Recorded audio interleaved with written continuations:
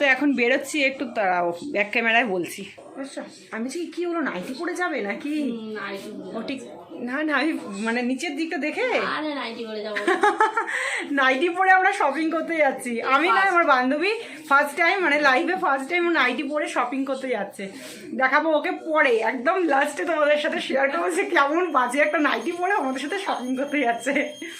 তো চলো, good evening বন্ধুরা। তো এখন আমি যাচ্ছি হচ্ছে চৈত্র সেলে। তোমাদেরকে গতকালকে ব্লগটায় যদি মানে আজকের ব্লগটা দুটো একসাথে শেয়ার করতাম তাহলে অনেকটা বড় হয়ে যেত, যার কারণে মানে আলাদা ভাগে ভাগ করে নিয়েছি। তো চলো এখন চৈত্র সেলের জন্য বেরিয়ে পড়ি, বেশি কথা না বলে।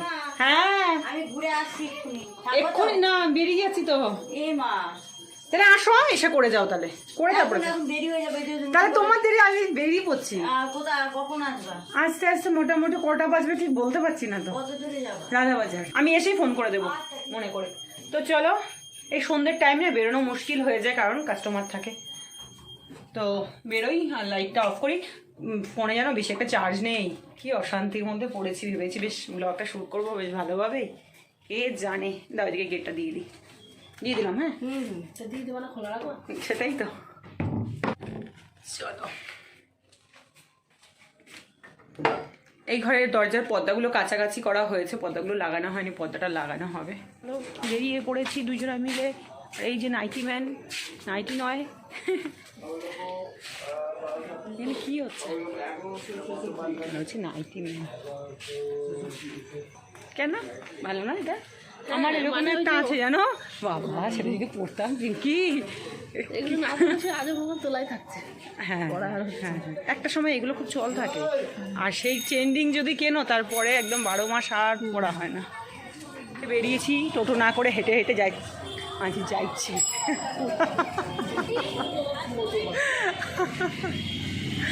উল্টো হয়ে গেছে তুমি জানো, উল্টো দিক হয়ে গেছে।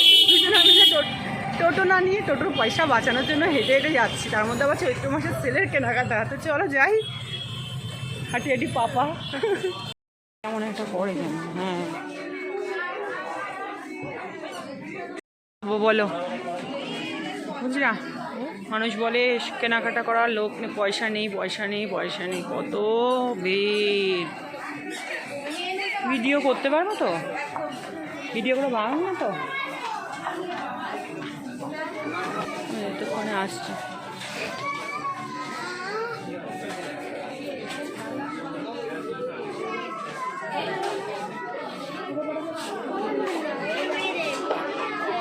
এইদিকে আছি, ওই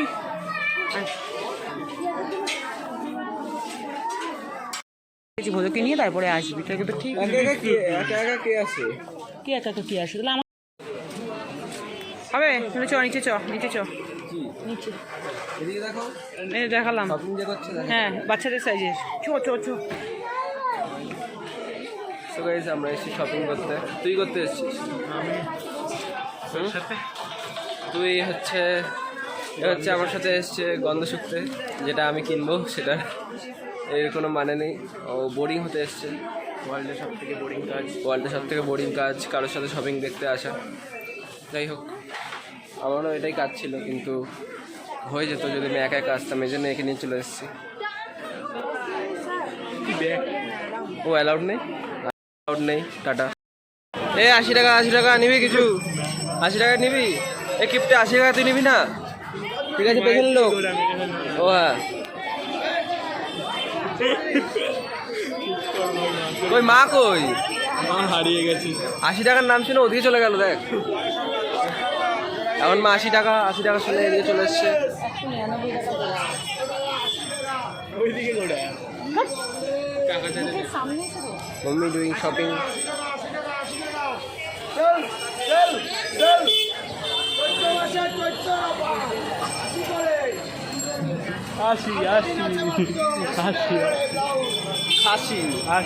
আশির খাসি এটা।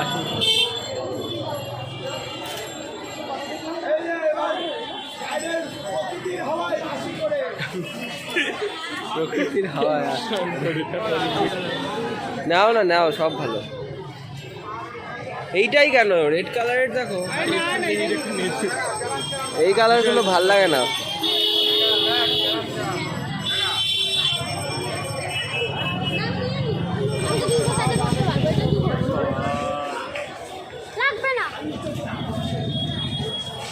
Of sell. চৈত্র সে এই লোকগুলোই আছে এই সেল। হ্যাঁ হ্যাঁ, না না সাদা না, কালো।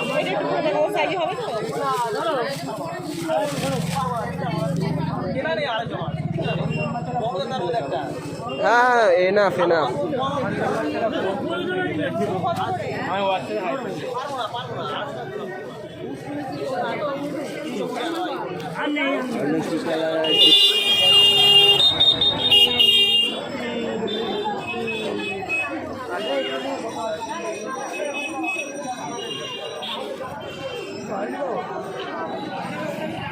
ব্যাগই ছিঁড়ে ফেলেছি, মানে কি ব্যাগটার অবস্থা। শপিং করার চোটে ব্যাগ ছিঁড়ে গেছে। তাহলে কত শপিং করেছি এবার তাহলে তোমরা বোঝো। বাড়িতে গিয়ে তারপর তোমাদেরকে দেখাবো কি শপিং করেছি। চলো বাড়ির দিকে প্রায় চলে এসেছি, আর একটু বাকি। এসেই সাথে সাথে ব্যাগ কাড়াকাড়ি করে নিয়ে ব্যাগ ছেঁড়া হয়ে গেল ওর। আর আজকে কী কিনে নিয়ে এসেছি সেটাই দেখাই। এই একটা টাওয়াল কিনে নিয়ে এসেছি, আর এই দুটো নিয়ে এসেছি পার্লারের ঘরের জন্য। আর হচ্ছে ছেলে তো পছন্দ হয় না করে অনেক ঘোরাঘুরি করে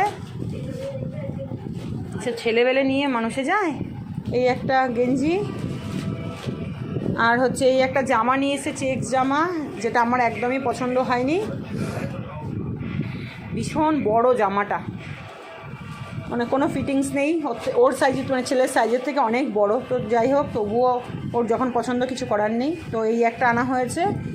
আর হচ্ছে এই হচ্ছে দুটো হাফ প্যান্ট। তারপরে হচ্ছে গিয়ে টাকা দিয়ে দিয়েছি আরও, সেই নিয়ে চলে গেছে। তোর জন্য সরিয়ে ফেললাম ভুল করে। বাবারে কী হয়েছে সোনাই, কী হয়েছে? দিচ্ছি।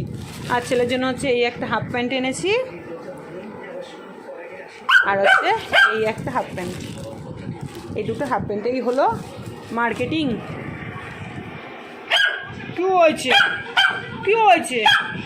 আবার কথা বলবো না? আচ্ছা বেশ, আপাতত রেখে দিলাম, পরে কথা বলছি। আর নিয়ে এসছি হচ্ছে রুটি, আসার সময় রাতে রুটি খাবো, কারণ ভাত খেতে পাচ্ছি না আমি, আমার মুখে একদম স্বাদ লাগছে না।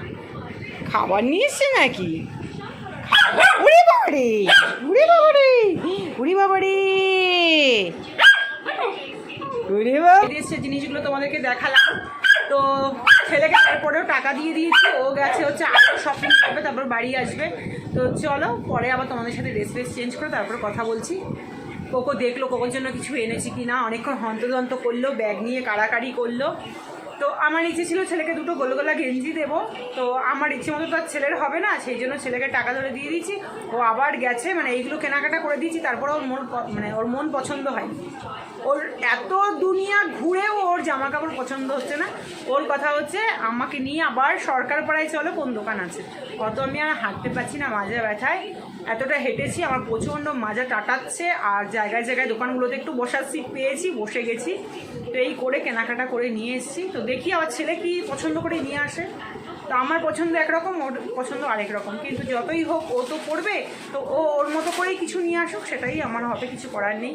আর এখানে চেক্স জামার মধ্যে যে জামাটা দেখালাম, সেই জামাটা তো একদমই আমার সাইজটা পছন্দ হয়নি, একদম মানে ভীষণ বড়, হ্যালবেল করছে। একটা ফিটিংস জামা প্যান্ট হবে তবেই না ভালো লাগে, কিন্তু চলো কিছু করার নেই, এদের কথা মতোই এখন আমাদেরকে চলতে হবে। তো আমার তরফ থেকে ছেলের জন্য এই গিফটটুকুনি রইল। এইটুকুনি আমি প্রতি বছরই ওকে পুজোর সময়, পয়লা বৈশাখে, জন্মদিনে আমি নিজেই দিই। এইটা কোনো জামা হলো? কেমন লাগছে এটা? এটা কি জামাটা? জার্সি লাগছে। যেটা মন চায় কর, দেওয়ার দরকার দিয়ে দিলে বুঝে গেল। ওইটা একটা বড় নিয়ে এসছি, সেইটা একটা, এটা কি কাপড়? এটা কোনো কাপড় হলো? এটা এগুলো কোথাও যাওয়ার মতো পরে, মানে আমার যেহেতু এডিটিংয়ের কাজটা অনেকটা বাকি রয়েছে, সেই জন্য আমি তাড়াতাড়ি করে রুটিটা মিষ্টি দিয়ে খেয়ে ওপরে চলে যাব, কারণ হচ্ছে এডিটটা কমপ্লিট করে তোমাদেরকে তাড়াতাড়ি আমি ভিডিও আপলোড দেব। আর ভেবেছিলাম ডাল দিয়ে খাবো, কিন্তু ডালের মধ্যে যেহেতু ইলিশ মাছের মাথা রয়েছে, কেমন একটা আস্তে আস্তে লাগছে, ওই জন্য মিষ্টি দিয়ে খেয়ে নিয়েছি। পরে বসে রয়েছিস কেন গেঞ্জিটা? এটা গেঞ্জি হয়েছে কি বিচ্ছিরি মার্কা গেঞ্জি, মনে হচ্ছে যেন গত বছর সেই পয়লা বৈশাখে মানে গত বছর চৈত্র মাসে কিনেছিলি এরকম কোনো মানে সেটাই ভালো হয়নি। আমার তো ভালো লেগেছে। খাওয়া দাওয়া করে ওপরে আসলাম আর এসে হচ্ছে এখন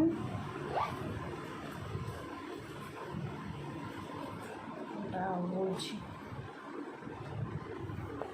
এই চেনটাকে পরবো, কারণ চেনটা খুলে নিয়ে ব্যাগে করে রেখে দিয়েছিলাম, নইলে না ওই সেলের বাজারে যা ভিড় রাস্তায়, যদি হারিয়ে যাবে না, যদি চোরেরা চুরি করে নিয়ে নেয় তাহলে আমার গেল। এখন যা সোনার দাম হয়েছে আর বানাতে পারবো না।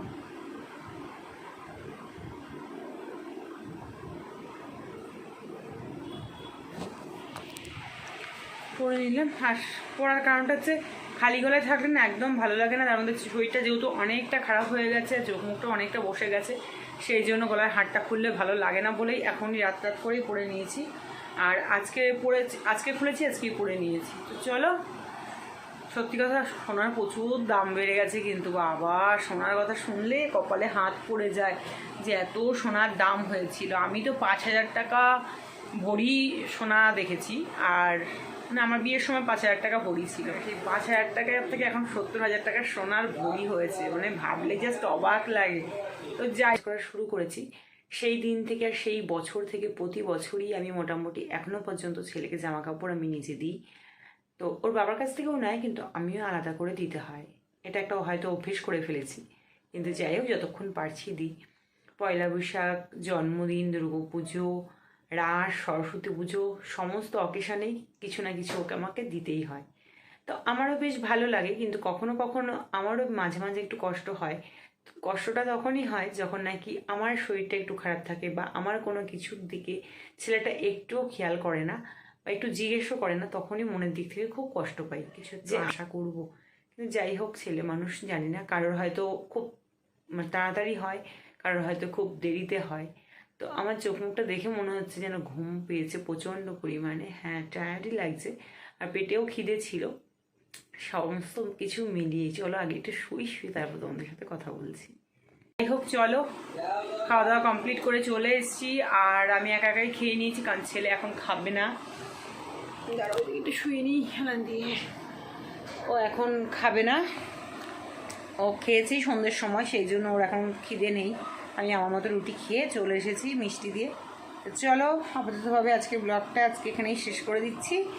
আজকে ব্লগটা যদি কোনো কিছু একটু ভালো লেগে থাকে তাহলে অবশ্যই চ্যানেলটিকে সাবস্ক্রাইব করে পাশে থেকো বন্ধুরা। দেখো তোমরা সবাই সুস্থ থেকো, দেখা হচ্ছে আবার নেক্সট অন্য কোনো ব্লগের সাথে। চোখ মুখ দেখে মনে হচ্ছে যেন একদম পুরো মরা অবস্থা, মানে আধমরা অবস্থা, মরা নয়, চোখ মুখ দেখে এরকমই মনে হচ্ছে। আর ফ্যান, এমন একটা ওয়েদার না আজকে, ফ্যান চালালে ঠান্ডা লাগছে, আবার ফ্যান না চালালে গরম লাগছে, কিন্তু ওয়েদারটা আজকে সারাদিন খুব মেঘলা একটা ওয়েদার ছিল, খুব যে খড়খড়ে রোদ ছিল সেরকম ছিল না, মনে হচ্ছিল বৃষ্টি নামবে, কিন্তু বৃষ্টিটা নামেনি। তো চলো, গুড নাইট সবাইকে, ভালো থেকো, টাটা সবাইকে।